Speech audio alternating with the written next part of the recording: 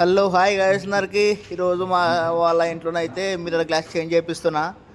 అలాగే అది లైటింగ్ అని కొంచెం డిమ్ వస్తుంది, అందుకని లైటింగ్ అని చేంజ్ చేపిస్తున్నా, బయటికి అది చేపిస్తున్నది.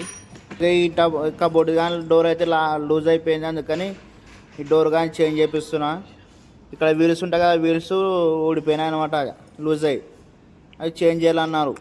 అది 2 days తర్వాత వస్తాయంట దాని వీల్స్. అలాగే పాత వైరింగ్ అయితే తీసేసిన లైటింగ్ అది తీసేసి దీనికి కొత్త లైటింగ్కి శాలరింగ్ చేస్తున్నారు. ఒక వైట్ వండిది కొత్త లైటింగ్ ఇప్పుడు అది శాలరింగ్ చేస్తున్నారు అన్నమాట.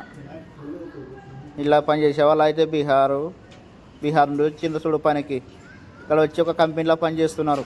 ఇలాగంత దూరం నుండి వచ్చిన శాలరీ అయితే చాలా తక్కువ ఇస్తానంట. ఫుడ్ మొత్తం పెట్టి 400 ఇస్తానంట డైలీ, 12 hours మరి పని. ఫైనల్గా అయితే లైటింగ్ ఇట్లా వచ్చేసింది, దానికి మిర్రర్ పెట్టేస్తే సెట్టింగ్ అయిపోతుంది.